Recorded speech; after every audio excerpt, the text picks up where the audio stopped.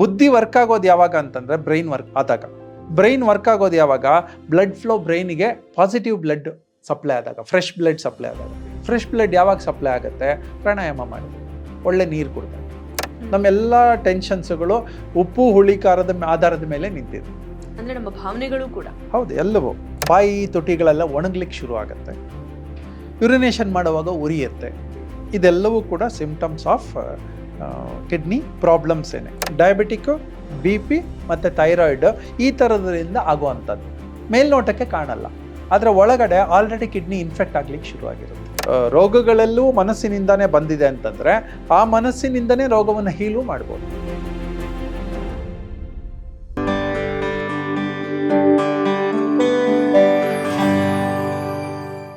Back to health in 48 days. 48 ದಿನಗಳಲ್ಲಿ ನಮ್ಮ ಆರೋಗ್ಯವನ್ನ ಹೇಗೆ ಮತ್ತೆ ಸರಿಪಡಿಸ್ಕೊಳ್ಬಹುದು, ಸುಧಾರಿಸ್ಕೊಳ್ಬಹುದು ಅಂತ ತಿಳಿಸುವ series on Sundays with Yogatma Shrihari ಅವರು.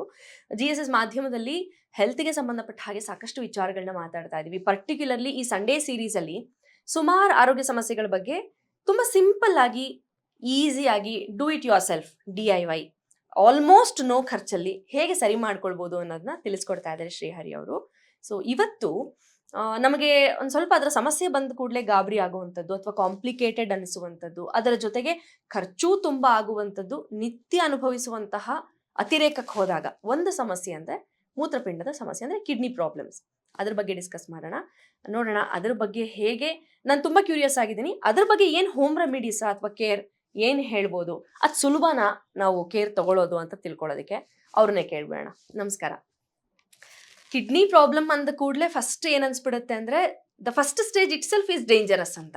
ಆ ಪ್ರಾಬ್ಲಮ್ ಶುರುವಾಗದೆ ಸುಮ್ಮನೆ ಒಂದು 5 ಸ್ಟೇಜಸ್ ಅಂದರೆ 3rd 4th ಸ್ಟೇಜಲ್ಲಿ ಇದೇನು ಆಲ್ರೆಡಿ, ಹಾಗಾಗಿ ಸಮಸ್ಯೆ ಅಂತ ಐಡೆಂಟಿಫೈ ಆಗಿದೆ ಅನ್ನುವಂತಹ ಒಂದು ಅಂಗ ನಮ್ಮ ದೇಹದಲ್ಲಿ ಕಿಡ್ನಿ.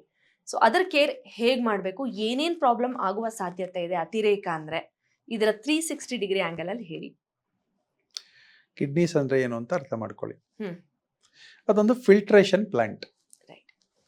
ನಮ್ಮ ಎಕ್ಸಸ್ ವಾಟರ್, ಎಕ್ಸಸ್ ಬ್ಲಡ್ಡಲ್ಲಿರುವ ಸೋಡಿಯಮ್ಸು, ಸಾಲ್ಟ್ಸು, ಟಾಕ್ಸಿಕ್ಸ್ ಇದನ್ನೆಲ್ಲ ತೆಗೆದು ಫ್ಲಶ್ ಔಟ್ ಮಾಡುವಂಥದ್ದು ಕಿಡ್ನಿ. ಇದು ಸುಮ್ಮನೆ ಸಿಂಪ್ಲೆಸ್ಟ್ ಅರ್ಥ ಮಾಡ್ಕೊಂಡ್ರೆ ಇದು ಸಾಕು.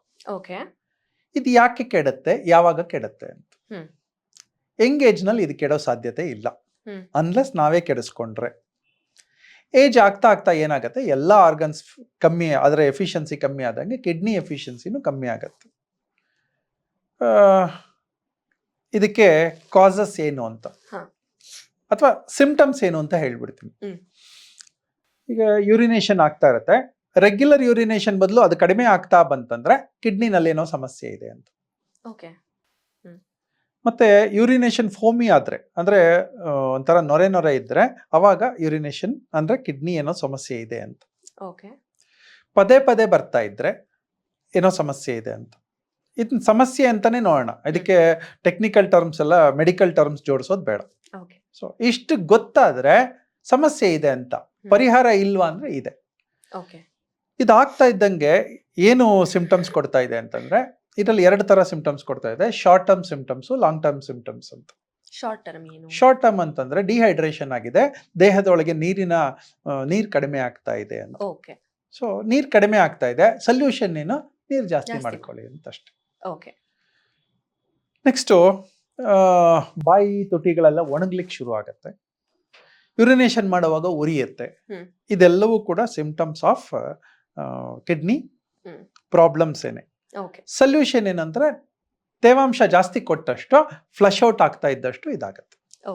ಫ್ಲಶ್ ಔಟ್ ಆಗ್ತಾ ಇದ್ದಷ್ಟು ಆ ಕಿಡ್ನಿ ಮೇಲಿದ್ದಂತಹ ಕೋಟಿಂಗ್ ಅಂದ್ರೆ ಇದು ಟಾಕ್ಸಿಕ್ ಕೋಟಿಂಗ್ಸ್ ಅಂತ ಹೇಳ್ತೀವಿ. ಅಂದ್ರೆ ತುಂಬಾ ಈ ಉಪ್ಪು ಖಾರ ಎಲ್ಲ ಇರುತ್ತಲ್ಲ, ಅದೆಲ್ಲ ಕೋಟಿಂಗ್ಸ್ ಆಗುತ್ತೆ. ಇದನ್ನ ನೀವು ಎಲ್ಲಿ ನೋಡ್ಬೋದು ಅಂತಂದ್ರೆ ನಲ್ಲಿಗಳಲ್ಲಿ ನೋಡ್ಬೋದು.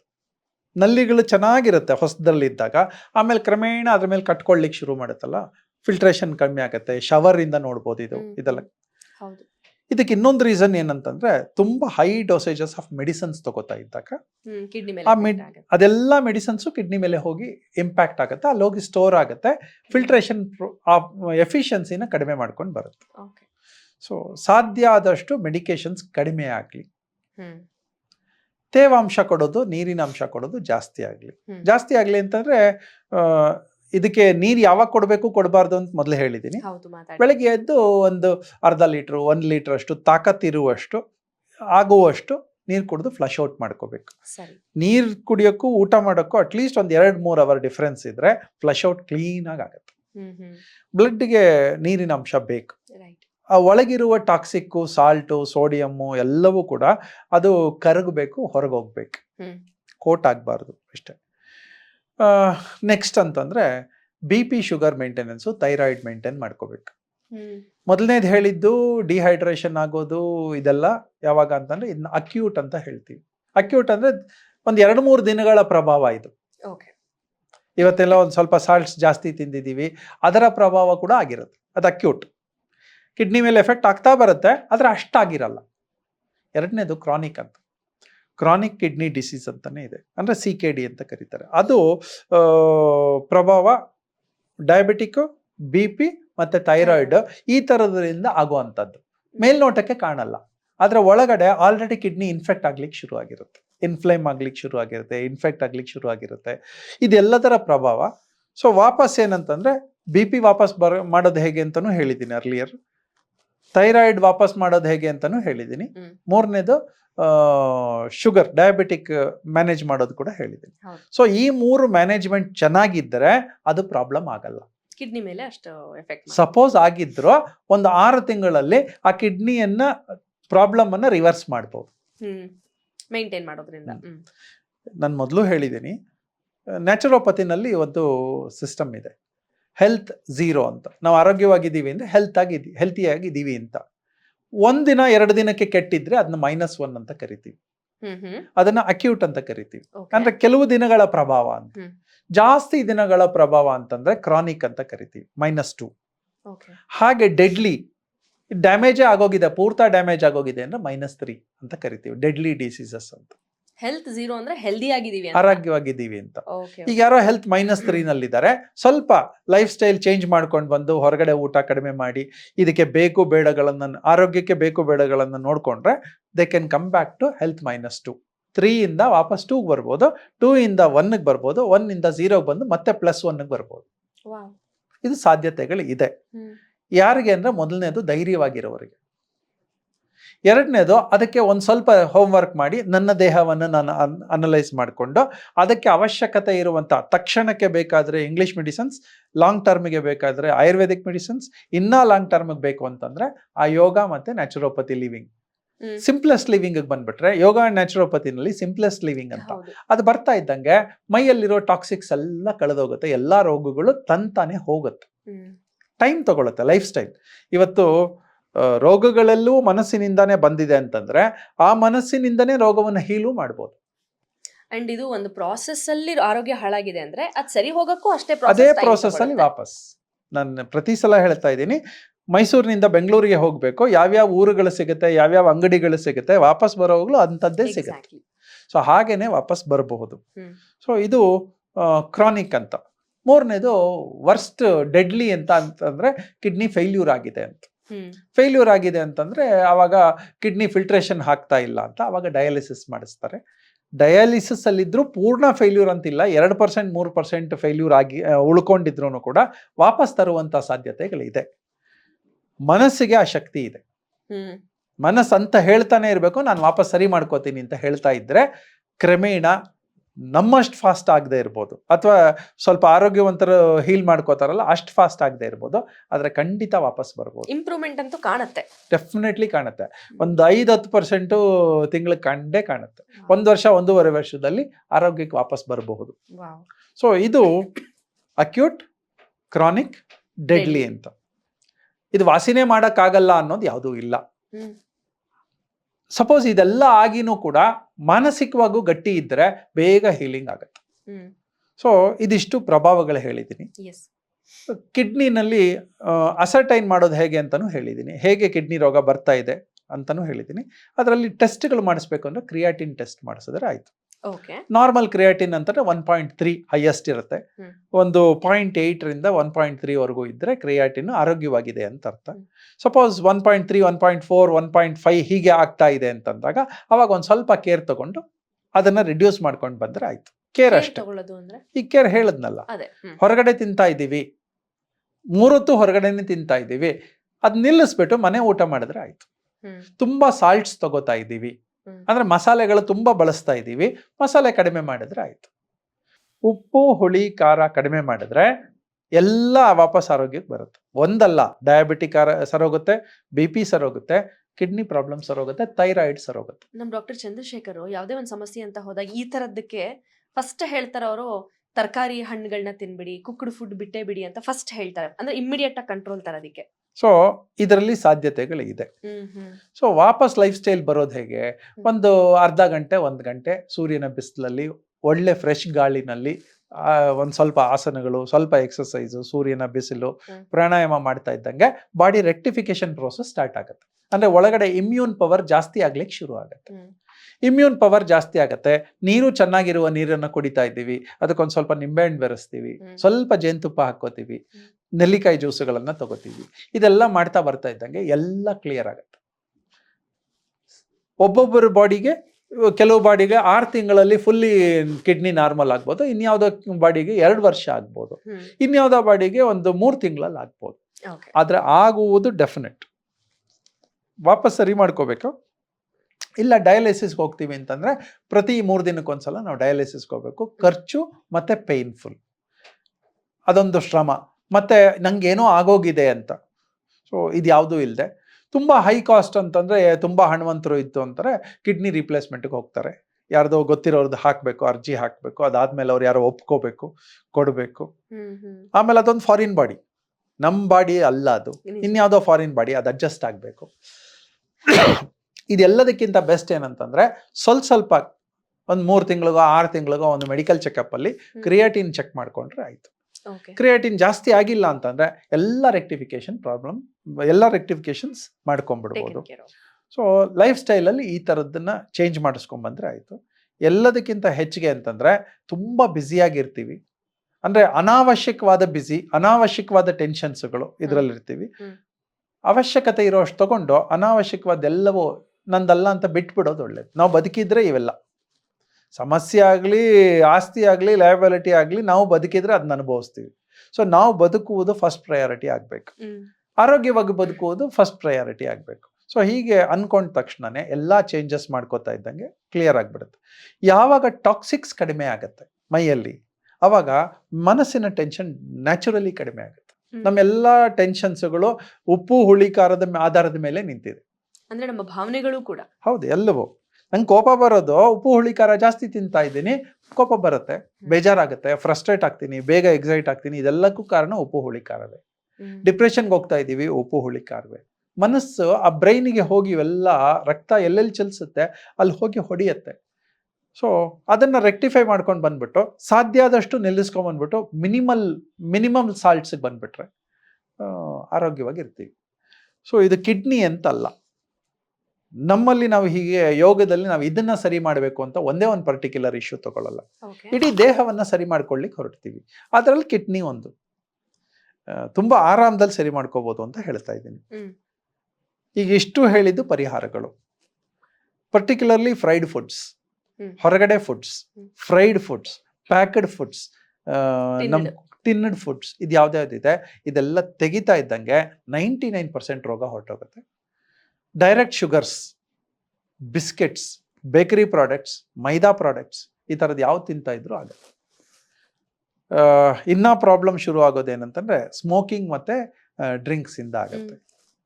ಸ್ಮೋಕಿಂಗ್ ಡ್ರಿಂಕ್ಸು ನಾನು ಯಾವುದೂ ಪ್ರಿಸ್ಕ್ರೈಬ್ ಮಾಡಲ್ಲ, ಆದರೆ ಯಾರಿಗೋ ಅಭ್ಯಾಸ ಇದೆ ಅಂತಂದಾಗ ಅವ್ರು ಕಡಿಮೆ ಮಾಡ್ಕೊಂಡು ಬಂದಷ್ಟು ಒಳ್ಳೇದು, ತನ್ನ ಆರೋಗ್ಯದ ದೃಷ್ಟಿಯಿಂದ ಅಷ್ಟೇ. ಡ್ರಿಂಕ್ಸಲ್ಲಿ ನಾನೊಂದು ಪ್ಯಾಟ್ರನ್ ಅನ್ನು ನೋಡಿದ್ದೀನಿ. ಏನಂತಂದ್ರೆ ತುಂಬಾ ಖುಷಿಯಾಗಿದ್ದಾಗ್ಲೂ ಕುಡಿತಾರೆ, ತುಂಬಾ ದುಃಖ ಆದಾಗ್ಲೂ ಕುಡಿತಾರೆ. ಇದರ ಎರಡರ ಅವಶ್ಯಕತೆನೂ ಇರಬಾರ್ದು. ಅದಕ್ಕೆ ಬೇರೆ ಎಕ್ಸಿಟ್ಸ್ ರೆಡಿ ಮಾಡ್ಕೊಂಡ್ರೆ ಒಳ್ಳೇದು. ಮೇಜರ್ ಕಲ್ಪ್ರಿಟ್ ಅದೇನೆ. ಬುದ್ಧಿ ವರ್ಕ್ ಆಗೋದು ಯಾವಾಗ ಅಂತಂದ್ರೆ ಬ್ರೈನ್ ವರ್ಕ್ ಆದಾಗ. ಬ್ರೈನ್ ವರ್ಕ್ ಆಗೋದು ಯಾವಾಗ? ಬ್ಲಡ್ ಫ್ಲೋ ಬ್ರೈನ್ಗೆ ಪಾಸಿಟಿವ್ ಬ್ಲಡ್ ಸಪ್ಲೈ ಆದಾಗ, ಫ್ರೆಶ್ ಬ್ಲಡ್ ಸಪ್ಲೈ ಆದಾಗ. ಫ್ರೆಶ್ ಬ್ಲಡ್ ಯಾವಾಗ ಸಪ್ಲೈ ಆಗುತ್ತೆ? ಪ್ರಾಣಾಯಾಮ ಮಾಡಿದಾಗ, ಒಳ್ಳೆ ನೀರು ಕುಡಿದಾಗ, ಸೂರ್ಯನ ಬಿಸಿಲು ಬಿದ್ದಾಗ. ಸೊ ಇದೆಲ್ಲವೂ ಕೂಡ it is pattern to good health ಅಂತ. ವಾವ್. ಸೊ ವಾಪಸ್ ಗುಡ್ ಹೆಲ್ತ್ಗೆ ಬರೋದಕ್ಕೆ 48 ದಿನಗಳ ಒಂದು ಸಂಕಲ್ಪ ಮಾಡಿ, ಒಂದು ದಾರ ಕಟ್ಕೊಳ್ಳಿ, ಒಂದು ದೇವಸ್ಥಾನಕ್ಕೆ ಹೋಗಿ ಹೇಳಿ, ಇವತ್ತಿಂದ ನಾನು ಎಲ್ಲವನ್ನು ಕಡಿಮೆ ಮಾಡ್ಕೊಂಡು ಬರ್ತೀನಿ ಅಂತ. ಯಾರೋ ತುಂಬ ಹೈ ಡ್ರಿಂಕ್ಸ್ ಮಾಡ್ತಾ ಇರ್ತಾರೆ, ಒಂದು 10-15 ಸಿಗರೇಟ್ ಸೇದ್ತಾ ಇರ್ತಾರೆ, ಪ್ರತಿನಿತ್ಯ ಒಂದೊಂದು ಪೆಗ್ ಕಡಿಮೆ ಮಾಡ್ಕೊಂಬರ್ತೀನಿ ಅಂತ ಹೇಳ್ಬೋದು, 1 ಸಿಗರೇಟ್ ಕಡಿಮೆ ಮಾಡ್ಕೊಂಬರ್ತೀನಿ ಅಂತ ಹೇಳ್ಬೋದು. 15-20 ದಿನ ಆಗೋಷ್ಟೊತ್ತಿಗೆ ಅಸಹ್ಯ ಬಂದ್ಬಿಡುತ್ತೆ, ಅದು ಬೇಡ ಅಂತ ಅನ್ಸ್ಲಿಕ್ಕೆ ಶುರು ಆಗ್ಬಿಡುತ್ತೆ, ಆರೋಗ್ಯಕ್ಕೆ ವಾಪಸ್ ಬರ್ತಾ ಇದ್ದೀರಿ ಅಂತ. ಒಂದ್ಸಲ ಆರೋಗ್ಯಕ್ಕೆ ವಾಪಸ್ ಬರ್ತಾ ಇದ್ರೆ ಬಿ ಪಿ ರೆಗ್ಯುಲೇಟ್ ಆಗುತ್ತೆ, ಶುಗರ್ ರೆಗ್ಯುಲೇಟ್ ಆಗುತ್ತೆ, ಥೈರಾಯ್ಡ್ ರೆಗ್ಯುಲೇಟ್ ಆಗುತ್ತೆ, ಕಿಡ್ನಿನೂ ತಾನೇ ಫಂಕ್ಷನ್ ಮಾಡ್ಕೊಳ್ಳೋಕೆ ರೆಡಿ ಆಗುತ್ತೆ. This is called body care, ಅದರಲ್ಲಿ in particular kidney care. Okay. ಆದ್ರೂ ನಾನು ಮತ್ತೊಂದ್ಸಲಿ ಸಮ್ಮಪ್ ಮಾಡೋದಕ್ಕೆ ಒಂದು ಪ್ರಶ್ನೆ ಕೇಳ್ತೀನಿ. ಡಯಾಲಿಸಿಸ್ ಹಂತಕ್ಕೆ ಹೋಗಿಲ್ಲ, ಆದ್ರೂ ಅದು ಡಿಸೈರ್ಡ್ ರೇಂಜ್ ಅಲ್ಲಿ 1.3 ಒಳಗಡೆ ಇಲ್ಲ, 2.5 3 ಆ ಥರ ಏನೋ ವೇರಿ ಆಗಿದೆ ಅಂದ್ರೆ ಇಮ್ಮಿಡಿಯೇಟ್ ಆಗಿ ಅವರು ನೀವು ಹೇಳಿದ್ರಲ್ಲಿ ಏನನ್ನ ಮಾಡಬೇಕು ಅಂತ ಜಸ್ಟ್ ಸಮ್ಮಪ್ ಮಾಡೋಣ. ಇಮ್ಮಿಡಿಯೇಟ್ ಅಂದ್ರೆ ಇಂಗ್ಲಿಷ್ ಮೆಡಿಸಿನ್ಸ್ ಹೋಗ್ಲಿ. ಓಕೆ. ಆದ್ರೆ ಇಂಗ್ಲಿಷ್ ಮೆಡಿಸಿನ್ಸ್ ಜೊತೆಗೆ ಒಂದಷ್ಟು ಲೈಫ್ ಸ್ಟೈಲು, ಒಂಚೂರು ಆಯುರ್ವೇದ. ವಾಪಸ್ಸು ವಾರ ಇಂಗ್ಲಿಷ್ ಮೆಡಿಸಿನ್ಸ್ ಕಡಿಮೆ ಮಾಡ್ಕೊಂಡು ಬರಲಿ, ಆಯುರ್ವೇದವನ್ನ ಜಾಸ್ತಿ ಮಾಡಲಿ. ಓಕೆ. ಅದರ ಜೊತೆಗೆ ಪ್ಯಾಟ್ರನ್ ಆಫ್ ಲೈಫ್ ಸ್ಟೈಲ್ ಇದೆಯಲ್ಲ, ಅದನ್ನು ಚೇಂಜ್ ಮಾಡ್ಕೊಂಡು ಬರಲಿ. ಡೆಫಿನೆಟ್ಲಿ ಅವ್ರು ವಾಪಸ್ 1.3 1.2 ಬಂದೇ ಬರುತ್ತೆ. ನನಗೆ ಗೊತ್ತಿಲ್ಲ, ನಾನು ಹಾರ್ಟ್ ಅಟ್ಯಾಕ್ ಆಗಿದ್ದಾಗ 1.5 1.7 ಇತ್ತು ಕ್ರಿಯಾಟಿನ್. ಗಾಬರಿ ಬಿದ್ರು, ನಿಂಗೇನು ಟ್ರೀಟ್ಮೆಂಟ್ ಕೊಡೋಕ್ಕಾಗಲ್ಲ ಅಂತಂದ್ರು. ನಾನು ಸರಿ ಮಾಡ್ಕೋತೀನಿ ಅಂತ ಹೇಳಿದೆ, ಸರಿ ಮಾಡ್ಕೊಂಡೆ, ಈಗ ನಾರ್ಮಲ್ ಆಗಿದ್ದೀನಿ. ಕಿಡ್ನಿಗೆ ಅಂತ ನಾನು ಏನೂ ಸ್ಪೆಷಲ್ ಮೆಡಿಸಿನ್ಸ್ ತಗೊಂಡಿಲ್ಲ. ಇದೆಲ್ಲ ರೆಕ್ಟಿಫೈ ಮಾಡ್ಕೊಂಡಾಗ ಅದು ಸರಿ ಹೋಯ್ತು. ಟ್ರಿಗರ್ ಆಗಿರ್ಬೋದು ಆ ಟೈಮಲ್ಲಿ, ಮೇ ಬಿ ಮೆಡಿಕೇಶನ್. ಸೊ ಇದೆಲ್ಲದಕ್ಕೂ ತುಂಬಾ ಮುಖ್ಯ ಅಂತಂದ್ರೆ ಧ್ಯಾನ ಅಂತ. ಧ್ಯಾನಕ್ಕೆ ಕೂತ್ಕೊಳ್ಳಿ, 30 ಮಿನಿಟ್ಸ್ ಧ್ಯಾನ ಮಾಡೋದು ಗೊತ್ತಾಗತ್ತೆ. ಏನ್ ಸರಿ ಮಾಡ್ಬೇಕು, ಏನ್ ತಪ್ಪು ಮಾಡಿದೀನಿ, ಏನ್ ಸರಿ ಮಾಡ್ಬೇಕು ಗೊತ್ತಾಗತ್ತೆ. ನೀವ್ ಹೇಳಿದಾಗ ಪ್ರತಿ ಸತಿ ನಂಗೆ ರೀಟ್ರೇಟ್ ಮಾಡ್ದಂಗ ಆಗತ್ತೆ. ಏನೇ ಮಾಡಬೇಕು ಅಂದ್ರು, ಅದು ಪ್ರೊಫೆಷನಲ್ ಆಗ್ಲಿ, ಪರ್ಸನಲ್ ಆಗ್ಲಿ, ಹೆಲ್ತ್ ಆಗ್ಲಿ, ಪ್ರತಿಯೊಂದಕ್ಕೂ ಆ ಧ್ಯಾನ ಅನ್ನೋದು ಎಷ್ಟು ಇಂಪಾರ್ಟೆಂಟ್ ಅಂತ. ಇಟ್ ಈಸ್ ನಾಟ್ ಕಣ್ಮುಚ್ಕೊಂಡು ಕೂತ್ಕೊಳ್ಳೋದು ದೇವರ ಧ್ಯಾನ ಅಂತಲ್ಲ, ನಮ್ಮನ್ನ ನಾವು ಏನ್ ಮಾಡಿದ್ವಿ, ತಪ್ಪೇನು ಸರಿ ಏನು ಅಂತ ಅನಲೈಸ್ ಮಾಡ್ಕೊಳ್ಳೋದು. ಧ್ಯಾನ ಅಂದ್ರೆ ಆ ಪಾಯಿಂಟ್ಗೆ ಹೋಗೋದು. ಎಕ್ಸಾಕ್ಟ್ಲಿ. ಕಿಡ್ನಿ ಪ್ರಾಬ್ಲಮ್ ಆಗಿದೆ, ಆ ಪಾಯಿಂಟ್ಗೆ ಹೋಗೋದು. ಎಲ್ಲಿಂದ ಶುರು ಆಯ್ತು? 10 ವರ್ಷದ ಮುಂಚೆ ಶುರು ಆಯ್ತಾ? 20 ವರ್ಷದ ಮುಂಚೆ ಶುರು ಆಯ್ತಾ? ನಾಲ್ಗೆ ಹಿಡ್ತಾ ಇಲ್ದೆ ಶುರು ಆಯ್ತಾ? ದುಡ್ಡು ಜಾಸ್ತಿ ಆಗಿ ಇದೆಲ್ಲ ಮಾಡಿದ್ನ? ದುಡ್ಡು ಜಾಸ್ತಿ ಆಯಿತು, ಡ್ರಿಂಕ್ಸ್ಗೆ ಹೋದ್ರು, 1 ದಿನ ಅಲ್ಲ, 2 ದಿನ, 10 ದಿನ, 20 ದಿನ, ತಿಂಗಳಲ್ಲಿ. ದುಡ್ಡು ಜಾಸ್ತಿ ಆಯಿತು, ಫ್ರೆಂಡ್ಸ್ ಜೊತೆ ತೋರಿಸ್ಕೋಬೇಕು, ಹೈಫೈ ಸಿಗರೇಟ್ಸ್ ಕುಡಿಯೋದು ಜಾಸ್ತಿ ಆಯಿತು. ದುಡ್ಡು ಜಾಸ್ತಿ ಆಗ್ತಾ ಇದ್ದಂಗೆ ಇವೆಲ್ಲ ಜಾಸ್ತಿ ಆಗುತ್ತೆ. ದುಡ್ಡು ಜಾಸ್ತಿ ಆದಾಗ ಮನಸ್ಸು ಕೆಡಬಾರ್ದು ಅಷ್ಟೇ, ಕಂಟ್ರೋಲಿಗೆ ಬರಬೇಕು. ಸೊ ಆ ಕಂಟ್ರೋಲಿಗೆ ಯಾವಾಗ ಬರುತ್ತೆ ಅಂದರೆ ಧ್ಯಾನ ಮಾಡಿದಾಗ ಮಾತ್ರ. ತುಂಬ ದುಃಖ ಆಯಿತು, ಏನೋ ಫೇಲ್ಯೂರ್ ಆಗೋಯ್ತು, ದುಃಖ ಆಯಿತು, ಇವತ್ತು 1 ಫೇಲ್ಯೂರ್ ತಡ್ಕೊಳಕ್ಕಾಗಿಲ್ಲ, 4 ಪೆಗ್ ಕುಡಿದ್ರು, ನಾಳೆ 2 ಫೇಲ್ಯೂರು, 8 ಪೆಗ್ಗು. ಸೊ ಇದೆಲ್ಲ ನಮಗೆ ಸಾಧನಗಳಲ್ಲ, ಅಥವಾ ಇದೆಲ್ಲ ಆಧಾರಗಳಲ್ಲ. ಫೇಲ್ಯೂರ್ ಆಗಿದೆ, ಸಕ್ಸಸ್ ಮಾಡ್ಕೋಬೇಕಾದ್ರೆ ಕೆಲಸ ಮಾಡಬೇಕು. That's all. ಮೈ ಮರಿಬಾರ್ದು, ಅವಾಗ ಇನ್ನೂ ಅಲರ್ಟ್ ಆಗಬೇಕು. Right. Very simple, very easy tips ಕೊಟ್ಟಿದ್ದೀರಾ. Thank you so much. You been awakening. ನಮಗೆ ಒಂದು ಸ್ವಲ್ಪ ಅದ್ರ ಬಗ್ಗೆ ಮಾಹಿತಿನ ಕೊಡ್ತಾ ಈಸಿಯಾಗಿ, ನಾನು ಆಗಲೇ ಸ್ಟಾರ್ಟಿಂಗಲ್ಲಿ ಹೇಳಿದೆ, ಕಾಸ್ಟ್ಲೆಸ್ ರೆಮಿಡೀಸ್ ನೀವು ಹೇಳ್ತಾ ಇರೋದು. ಇಷ್ಟು ಹೇಳ್ತೀನಿ, ನಾನು ಡಾಕ್ಟರ್ ಅಲ್ಲ, ನಂಗೆ ಯಾವುದೋ ಯೋಗ ಸರ್ಟಿಫಿಕೇಟು ಇಲ್ಲ. ನನ್ನ ಜೀವನದ ಅನುಭವಗಳು, ನನಗೆ ಆಗಿರುವ ನೋವುಗಳು ಇನ್ಯಾರಿಗೂ ಆಗಬಾರ್ದು ಅಂತ ಇದೆಲ್ಲ ಸೀರೀಸ್. ನಾನು ನೋಡಿದ್ದೀನಿ, ಕೆಲವು ಡಾಕ್ಟರ್ಸ್ ಜೊತೆ ಮಾತಾಡಿದ್ದೀನಿ, ಕೆಲವು ರೆಕ್ಟಿಫಿಕೇಶನ್ಸ್ ಪ್ಲಾನ್ ಮಾಡಿದ್ದೀನಿ, ಅವ್ರ ಜೊತೆ ರೆಕ್ಟಿಫೈ ಆಗಿದ್ದಾರೆ, ಅವ್ರಿಗೆ ಖುಷಿ ಆಗಿದೆ. ನಂಗೆ 1 2 ಅಲ್ಲ, ಹಾಗೆ ನೂರಾರು ಅನುಭವಗಳನ್ನು ಜೋಡಿಸಿ ಇವತ್ತೊಂದು ಹಂತಕ್ಕೆ ಬಂದಿದ್ದೀನಿ. ಯಾರಿಗಾದ್ರೂ 4 ಜನಕ್ಕೆ ಹೇಳ್ಬೋದು ಅಂತ ಹಂತಕ್ಕೆ ಬಂದಿದ್ದೀನಿ. ಇವತ್ತೇ ರೆಕ್ಟಿಫೈ ಮಾಡ್ಕೊಂಡ್ರೆ 100 ರೂಪಾಯಲ್ಲಿ ಸಾಲ್ವ್ ಆಗುತ್ತೆ. ಇವತ್ತು ರೆಕ್ಟಿಫೈ ಮಾಡ್ಕೊಳ್ಳಿಲ್ಲ ಅಂತಂದ್ರೆ ಮುಂದೊಂದು ದಿನ 10 ಲಕ್ಷ 20 ಲಕ್ಷ ಮೊರೇಲ್ ಕಡಿಮೆ ಆಗ್ಬಿಡುತ್ತೆ. 3 ದಿನಕ್ಕೂ ನಾನು ಹೋಗಿ ಡಯಾಲಿಸಿಸ್ಗೆ ಹೋಗ್ತಾ ಇದ್ರೆ ಮನೆಯವರು ಯಾರು ಕರ್ಕೊಂಡು ಹೋಗ್ತಾರೆ? ಡಿಪೆಂಡೆನ್ಸಿ ಯಾರು ಕರ್ಕೊಂಡು ಹೋಗ್ಬೇಕು? ಇವೆಲ್ಲ ಆಗತ್ತೆ. ಯಾರು ಆ ಥರದ ಆ ಸ್ಟೇಜಲ್ಲಿ ಇದ್ದವ್ರು ಕೂಡ ವಾಪಸ್ ಬಂದ್ಬಿಡಿ. ಒಂದೇ ಒಂದು ಧೈರ್ಯ ತಗೊಳ್ಳಿ, ಬದುಕ್ತೀನಿ, ನಾನು ಚೆನ್ನಾಗಿ ಬದುಕ್ತೀನಿ ಅಂತ ಒಂದು ಧೈರ್ಯ ತಗೊಳ್ಳಿ. ರೆಕ್ಟಿಫಿಕೇಶನ್ ಪ್ರೋಸೆಸ್ ಸಾಧ್ಯ ಇದೆ. ಎಷ್ಟೋ ಕೇಸುಗಳನ್ನು ನಾನು ಕೇಳಿದ್ದೀನಿ, 7-8 ಕ್ರಿಯಾಟಿನ್ ಇದ್ದದ್ದೆಲ್ಲ ವಾಪಸ್ ಬಂದಿದ್ದಾರೆ. ಕೇಳಿದ್ದೀನಿ ಇದೆಲ್ಲ, ನನ್ನ ಸ್ನೇಹಿತರು ಡಾಕ್ಟರ್ಗಳು ಹೇಳಿರೋಂಥದ್ದೇ ಕೇಳಿದ್ದೀನಿ. ಧೈರ್ಯ ಕಳ್ಕೊಬೇಡಿ ಅಂತ ಹೇಳ್ತಾ ಇದ್ದೀನಿ. ಈ ಚಾನಲ್ಲು ನಾವೆಲ್ಲ ಇರೋದೇ ನಿಮಗೆ ಧೈರ್ಯ ತುಂಬೋದಕ್ಕೆ. ಖಂಡಿತ ಆ ಧೈರ್ಯವನ್ನ ನೀವು ತುಂಬ್ತಾ ಇದ್ದೀರಾ, ಆತ್ಮಸ್ಥೈರ್ಯ ತುಂಬ್ತಾ ಇದ್ದೀರಾ. Thank you very much. Thank you. ನಮಸ್ತೆ.